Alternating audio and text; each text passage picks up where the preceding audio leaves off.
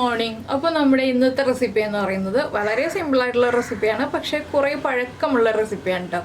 അപ്പോൾ നിങ്ങൾ ഈ ഒരു റെസിപ്പി ഉണ്ടാക്കി നോക്കിയിട്ടില്ലെങ്കിൽ ഉറപ്പായിട്ടും ട്രൈ ചെയ്യൂ, നന്നായിട്ട് ഇഷ്ടപ്പെടും. അധികം ഇൻഗ്രീഡിയൻസ് ഒന്നുമില്ല, നമ്മുടെ വീട്ടിലുള്ള കുറച്ച് ഇൻഗ്രീഡിയൻസ് ഉപയോഗിച്ചിട്ട് വളരെ എളുപ്പത്തിൽ തയ്യാറാക്കാൻ പറ്റിയ ടേസ്റ്റി ആയിട്ടുള്ള റെസിപ്പിയാണ്. നമ്മുടെ റെസിപ്പിയുടെ പേര് കായവട്ടം എന്നാണ്. അപ്പോൾ നിങ്ങൾ ഈ റെസിപ്പി ട്രൈ ചെയ്തിട്ടില്ലെങ്കിൽ ഉറപ്പായിട്ടും ട്രൈ ചെയ്തിട്ട് ഫീഡ്ബാക്കൊക്കെ നമ്മുടെ വീഡിയോയുടെ താഴെ ഒന്ന് കമൻറ്റ് ചെയ്യണേ. അപ്പോൾ നമുക്ക് എങ്ങനെയാണ് നമ്മുടെ റെസിപ്പി തയ്യാറാക്കുന്നത് നോക്കാം. നമുക്ക് നമ്മുടെ ഇൻഗ്രീഡിയൻസ് നോക്കാം. ഇൻഗ്രീഡിയൻസ് എന്ന് പറയാനും മാത്രമില്ല കേട്ടോ. ഒരു നേന്ത്രക്കായും അതുപോലെ തന്നെ ഒരു 4 ടേബിൾ സ്പൂൺ തേങ്ങയും ഒരു പച്ചമുളകാണുള്ളത്. കുട്ടികൾക്ക് കൊടുക്കാനാണെങ്കിൽ പച്ചമുളക് ഒഴിവാക്കുക, വലിയവർക്ക് കഴിക്കാനാണെങ്കിൽ പച്ചമുളക് ചേർക്കാം. ഇത്രയേ ഉള്ളൂ കാര്യങ്ങൾ. അപ്പോൾ നമുക്ക് ആദ്യം ഈ നേന്ത്രക്കായ ഒന്ന് കഴുകി വൃത്തിയാക്കിയിട്ട് കട്ട് ചെയ്തെടുക്കാം. കട്ട് ചെയ്തെടുക്കുന്നത് എങ്ങനെയാണെന്ന് ഞാൻ പറയാം. നേന്ത്രക്കായ കട്ട് ചെയ്തിടാനായിട്ട് നമ്മൾ ആദ്യം കുറച്ച് വെള്ളം എടുത്ത് വയ്ക്കുക. പിന്നെ എന്താണെന്ന് വെച്ചാൽ നമ്മുടെ ഈ നേന്ത്രക്കായുടെ ഈ ഒരു തണ്ട് ഭാഗം ഉണ്ടല്ലോ, ഈ ഒരു ഭാഗം കട്ട് ചെയ്ത് മാറ്റുക. ഇത് വെള്ളത്തിലേക്കല്ല കേട്ടോ ഇടേണ്ടത്, കട്ട് ചെയ്ത് മാറ്റുക.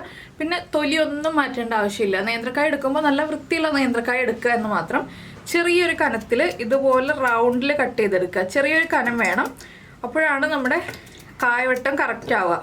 അപ്പോൾ ഇതുപോലെ ചെറിയൊരു കനത്തിൽ നമുക്ക് ഇത് കംപ്ലീറ്റ് മുറിച്ചെടുക്കാം. ഇതുപോലെ വെള്ളത്തിലേക്ക് ഇട്ടിട്ട് മഞ്ഞൾപ്പൊടിയും ഉപ്പും ചേർത്ത് നന്നായിട്ട് കഴുകി വൃത്തിയാക്കി എടുക്കാം. അപ്പോൾ ഞാനിതെല്ലാം കട്ട് ചെയ്ത് കഴുകി വൃത്തിയാക്കി എടുക്കട്ടെ. അപ്പോൾ നമ്മുടെ ചട്ടി വെച്ചിട്ടുണ്ട്. ഞാൻ ചട്ടിയിലാണ് കേട്ടോ ഞാനിത് ഉണ്ടാക്കുന്നത്. നിങ്ങൾക്ക് കുക്കറിൽ വേണമെങ്കിൽ കുക്കറിൽ ഉണ്ടാക്കാം. കുക്കറിലാവുമ്പോൾ ഒരു ഒറ്റ വിസിലേ പാടുള്ളൂ, ഒരുപാട് അങ്ങോട്ട് കൂടുതൽ വേവിക്കരുത്. ഇതിപ്പോൾ ചട്ടിയിലാവുമ്പോൾ ഇതുപോലെ നിരത്തിയിട്ടിട്ട് നമുക്ക് കുറച്ച് വെള്ളം ചേർത്ത് വേവിച്ചെടുക്കാം. ചട്ടിയിലല്ല കുക്കറിലാണ് വേവിക്കുന്നതെങ്കിൽ ഒരു 3 ടേബിൾ സ്പൂൺ വെള്ളത്തിൽ കൂടുതൽ വേവിക്കരുത്. ഉപ്പും മഞ്ഞൾപ്പൊടിയും ചേർത്ത് 3 ടേബിൾ സ്പൂൺ വെള്ളം ചേർത്തിട്ട് വേവിച്ചെടുക്കുക ഒറ്റ വിസിൽ. കുക്കറിലാണെങ്കിൽ, ചട്ടിയിലാവുമ്പോൾ നമ്മൾ ഉപ്പും മഞ്ഞൾപ്പൊടി മാത്രമല്ല കേട്ടോ, ഒരു പച്ചമുളകും കൂടി ചേർക്കണേ. കുക്കറിൽ വേവിക്കുമ്പോൾ പച്ചമുളക് 1-2 ഒടിച്ചിട്ട് ഇട്ട് കൊടുക്കുക.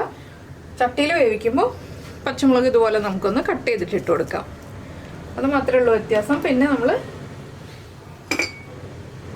നേന്ത്രക്കായ്ക്ക് ആവശ്യമായിട്ടുള്ള ഉപ്പ് ചേർത്ത് കൊടുക്കുക. ഒരു 1/4 ടീസ്പൂൺ മഞ്ഞൾപ്പൊടി ഇട്ട് കൊടുക്കുക. കുറച്ച് വെള്ളം ചേർക്കുക. എന്താണെന്ന് വെച്ചാൽ നമ്മുടെ കായ കുഴഞ്ഞു പോകരുത്, എന്നാൽ ചെറുതായിട്ടൊന്ന് കുഴഞ്ഞു വേവ് വേണം. ഒരുപാട് അങ്ങോട്ട് കുഴഞ്ഞു പോകാനും പാടില്ല. ആ രീതിയിൽ ഞാനിപ്പോൾ ഒരു 1/2 കപ്പ് വെള്ളം ചേർത്തിട്ടുണ്ട്. ചട്ടിയിൽ വെക്കുമ്പോൾ 1/2 കപ്പ് വെള്ളം ചേർക്കുക. കുക്കറിലാണെങ്കിൽ 3 ടേബിൾ സ്പൂൺ വെള്ളം ചേർക്കുക. ഒരു വിസിൽ വരുന്നത് വരെ വേവിച്ചെടുക്കുക. അപ്പോൾ ഇതൊന്ന് കുക്കായി വരട്ടെ. ഈ സമയത്ത് നമുക്ക് വേറെ 1-2 കാര്യങ്ങൾ ചെയ്യാനുണ്ട്, അതും കൂടി ചെയ്തെടുക്കാം. ഈ കായൊന്ന് കുക്കാവട്ടെ. ഇനിയിപ്പോൾ ഞാൻ വേറൊരു പാത്രം എടുത്തിട്ടുണ്ട്. ഇത് നമ്മൾ കുക്കറിലാണെങ്കിലും ചട്ടിയിലാണെങ്കിലും ഒക്കെ ചെയ്യേണ്ട കാര്യമാണ് കേട്ടോ. കുറച്ച് വലിയൊരു പാത്രം എടുക്കുക. അതിലേക്ക് നമ്മൾ ചിരവി വെച്ചിരിക്കുന്ന തേങ്ങ ചേർക്കുക. ഇതിലേക്ക് ഒരു 2 ടീസ്പൂൺ വെള്ളം ചേർക്കുക. അതിനുശേഷം ഒരു 4-5 ഇതൾ കറിവേപ്പിലയും കൂടി ചേർക്കുക. ഇനി ഇത് നമ്മുടെ കൈ ഉപയോഗിച്ച് നന്നായിട്ടൊന്ന് ഇതുപോലെ ആ തേങ്ങയിൽ നിന്ന് തേങ്ങാപ്പാൽ വരുന്ന രീതിയിൽ, തേങ്ങാപ്പാൽ എളുപ്പത്തിൽ വരാനാണ് നമ്മൾ നമ്മുടെ വെള്ളം ചേർത്ത് കൊടുത്തത്. അപ്പോൾ തേങ്ങാപ്പാൽ വരുന്ന രീതിയിൽ നമ്മുടെ കൈ ഉപയോഗിച്ച് നന്നായിട്ടൊന്ന് മിക്സ് ചെയ്യാം. കറിവേപ്പിലയുടെ ആ ഒരു ടേസ്റ്റും ഫ്ലേവറും ഒക്കെ തേങ്ങയിലേക്ക് മിക്സ് ആയി കിട്ടുന്ന രീതിയിൽ നന്നായിട്ട് മിക്സ് ചെയ്യാം കേട്ടോ. ഇതിൽ ജീരകം ഒന്നും ചേർക്കുന്ന പരിപാടി ഇല്ല, ഉള്ളി ഇല്ല. അപ്പോൾ നമുക്ക് കഴിഞ്ഞ ദിവസം കമൻറ്റ് വന്നിരുന്നു ഉള്ളി ചേർക്കാത്ത റെസിപ്പീസ് ചെയ്യുമെന്ന് പറഞ്ഞിട്ട്. ഇതിൽ ഉള്ളിയൊന്നും വേണ്ട. പിന്നെ വറവിടാനുള്ള കാര്യങ്ങളിലാണെങ്കിലും ഉള്ളിയൊന്നും വേണ്ട. ഇതുപോലെ ഒന്ന് നന്നായിട്ട് മിക്സ് ചെയ്തെടുക്കുക. കറിവേപ്പിലയൊക്കെ നന്നായിട്ടൊന്ന് മിക്സായി ഒന്ന് ഉടഞ്ഞു വരണം, അത്രയേ ഉള്ളൂ. ഇതുപോലെ ഒന്ന് മിക്സ് ചെയ്ത് വയ്ക്കുക. ഇത് മിക്സിയിൽ കറക്കി എടുക്കണ്ട, ഇതുപോലെ ഒന്ന് മിക്സ് ചെയ്ത് വെച്ചാൽ മതി. അപ്പോൾ ഇത് മിക്സായി ഇവിടെ ഇരിക്കട്ടെ. ഇതൊരു 5 മിനിറ്റോളം റെസ്റ്റ് ചെയ്യാൻ വയ്ക്കുക. ആ കറിവേപ്പിലയുടെ ഫ്ലേവറൊക്കെ തേങ്ങയിലേക്ക് ഒന്ന് മിക്സായി വരുന്നത് വരെ ഒന്ന് റെസ്റ്റ് ചെയ്യാൻ വയ്ക്കുക. ഇനി നമുക്ക് നമ്മുടെ കായ കുക്കായി കഴിഞ്ഞിട്ടേ ബാക്കി കാര്യങ്ങളുള്ളൂ. അപ്പോൾ കണ്ടോ, നമ്മുടെ കായൊക്കെ ഇതാ കുക്കായി വന്നിട്ടുണ്ട്. കുറച്ചൊക്കെ ഉടഞ്ഞു, കുറച്ചൊക്കെ ആ തൊലിയിൽ നിന്ന് വിട്ട് വന്നു, കുറേയൊക്കെ ഉടയാതെ ഉണ്ട്. ഈ ഒരു പാകത്തിൽ വേവിച്ചെടുക്കാം കേട്ടോ. ഇനി നമുക്കിതിലേക്ക് നമ്മൾ നേരത്തെ മിക്സ് ചെയ്തില്ലേ തേങ്ങയും നമ്മുടെ കറിവേപ്പിലയും ചേർത്ത് അതിട്ട് കൊടുക്കാം. ഒരുപാട് തേങ്ങയൊന്നും വേണ്ട കേട്ടോ.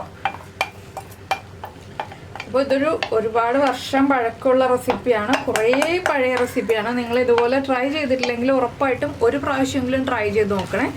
ഇനി ഈ തേങ്ങയുടെ ആ ഒരു റോ ടേസ്റ്റ് മാറി വരുന്നത് വരെ ലോ ഫ്ലെയിമിൽ വെച്ചിട്ട് ഒന്ന് ഇളക്കി കൊടുക്കുക. ഇളക്കി കൊടുക്കുമ്പോൾ ചില കായ ഉടഞ്ഞു പോവും, അതൊന്നും കുഴപ്പമില്ല. നമ്മൾ മാക്സിമം കായ ഉടയാതെ ഒന്ന് ശ്രദ്ധിച്ച് ഇളക്കി കൊടുക്കുക. ഇനി ആ കായയുടെ ആ ഒരു ഇതിലേക്ക് നമ്മുടെ തേങ്ങയുടെ ടേസ്റ്റൊക്കെ ഒന്ന് പിടിച്ചു വരണം. ഇത് കണ്ടോ, ഇപ്പോൾ തേങ്ങയുടെ അളവൊന്നും കൂടുതലില്ല, നമ്മുടെ കായലേക്ക് പിടിക്കുന്ന പാകത്തിലേ ഉള്ളൂ. ഇനി ഇതിൻ്റെ ഉപ്പ് ചെക്ക് ചെയ്യുക. ഉപ്പ് കുറവാണെങ്കിൽ ഉപ്പ് ചേർത്ത് കൊടുക്കുക. ചട്ടിയിൽ കായ് വേവിക്കുമ്പോൾ ഒന്ന് ശ്രദ്ധിക്കേണ്ട ഒരു കാര്യം എന്താണെന്ന് വെച്ചാൽ ചട്ടിയിൽ പിടിക്കാതിരിക്കാൻ വേണ്ടി നമ്മൾ ഇടയ്ക്കിടയ്ക്കൊന്ന് ഇളക്കി കൊടുക്കണം കേട്ടോ. ശരിക്കും ഇത് കുക്കറിൽ വയ്ക്കേണ്ട റെസിപ്പി അല്ല. ഞാനപ്പോൾ എളുപ്പത്തിന് വേണ്ടിയിട്ടാണ് കുക്കറിൽ ചെയ്യാനായിട്ട് പറഞ്ഞത്. അപ്പോൾ നിങ്ങൾക്ക് സമയമുണ്ടെന്നുണ്ടെങ്കിൽ ചട്ടിയിൽ തന്നെ വെച്ചിട്ട് ഉണ്ടാക്കി നോക്കണം. അപ്പോഴാണ് അതിൻ്റെ ആ ഒരു കറക്റ്റ് ട്രഡീഷണൽ ടേസ്റ്റ് അറിയാൻ പറ്റുക. കുക്കറിലാവുമ്പോൾ നമുക്ക് അത്രയ്ക്ക് അങ്ങോട്ട് ഇതുപോലെ വെള്ളം വറ്റിച്ചെടുത്തിട്ടുള്ള ടേസ്റ്റ് ആയിരിക്കില്ല കിട്ടുക. നമ്മൾ ചെറിയ അളവിൽ വെള്ളം വെച്ചിട്ടല്ലേ ഉണ്ടാവുള്ളൂ. അപ്പോൾ ഇതിലേക്ക് 2 രീതിയിൽ നമുക്ക് കഴിക്കാം. ഇതിപ്പോൾ നമുക്ക് ഇടയ്ക്ക് എന്താ പറയുക, ഇടനേരത്ത് കഴിക്കുന്ന ഫുഡായിട്ട്, ലഞ്ചിനും ബ്രേക്ക്ഫാസ്റ്റിനും ഒക്കെ ഇടയിൽ കഴിക്കുന്ന ഫുഡായിട്ട്, അല്ലെങ്കിൽ വൈകുന്നേരം ഒരു സ്നാക്ക് ടൈമിൽ കഴിക്കുന്ന ഫുഡായിട്ട് കഴിക്കാനാണെങ്കിൽ ഇതിലേക്ക് കുറച്ച് പച്ച വെളിച്ചെണ്ണ മാത്രം ചേർത്തിട്ട് കഴിക്കാം. ഇല്ല നമുക്കിപ്പോൾ ഒരു ചോറിൻ്റെ അല്ലെങ്കിൽ കഞ്ഞിയുടെ സൈഡ് ഡിഷായിട്ട് കഴിക്കാനാണെന്നുണ്ടെങ്കിൽ വറവിട്ടിട്ട് കഴിക്കാം. ഞാനിപ്പോൾ വറവിടാൻ പോവാണ്. അപ്പോൾ നിങ്ങൾ കുട്ടികൾക്ക് കൊടുക്കുകയാണെങ്കിൽ പച്ചമുളക് ചേർക്കാതിരിക്കുന്നതിൻ്റെ ഒപ്പം തന്നെ വറവിടുമ്പോൾ വറ്റൽമുളകും ഒഴിവാക്കുക കേട്ടോ.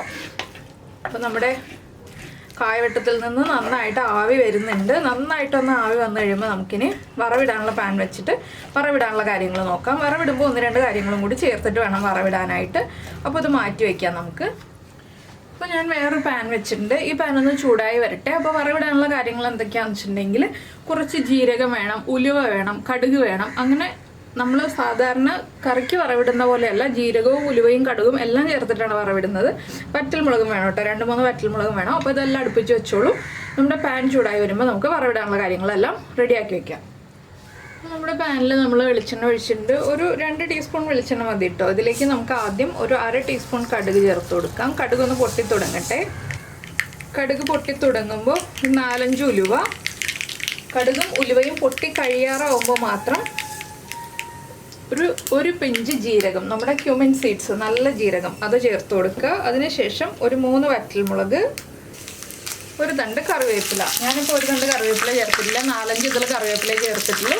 ഇനി ഇതെല്ലാം ചേർത്ത് നമ്മുടെ കായവട്ടം റെഡിയാക്കിയതിലേക്ക് നമുക്ക് ചേർത്ത് കൊടുക്കാം.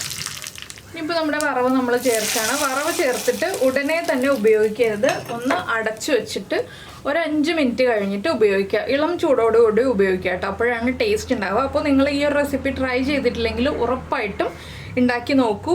എല്ലാവർക്കും ഇഷ്ടപ്പെടും. അതുപോലെ തന്നെ നമ്മുടെ കൊച്ചുകുട്ടികൾക്കാണെങ്കിലും, കൊച്ചുകുട്ടികൾക്ക് എന്ന് പറഞ്ഞിട്ടുണ്ടെങ്കിൽ നമ്മൾ ചോറ് കൊടുത്ത് തുടങ്ങുന്ന പ്രായത്തിലുള്ള കുട്ടികൾക്കൊക്കെ ഉണ്ടല്ലോ, 1 വയസ്സ് ഒക്കെ ആ പ്രായമായ കുട്ടികൾക്കൊക്കെ ആണെങ്കിലും ഉണ്ടാക്കി കൊടുക്കാൻ പറ്റിയ നല്ലൊരു സൈഡ് ഡിഷാണ്. ചോറിൻ്റെ കൂടെ കൊടുക്കാൻ പറ്റിയ നല്ലൊരു സൈഡ് ഡിഷാണ്. അപ്പോൾ നിങ്ങൾ എന്തായാലും ഉറപ്പായിട്ട് ഈ റെസിപ്പി ഒന്ന് ട്രൈ ചെയ്ത് നോക്കൂ.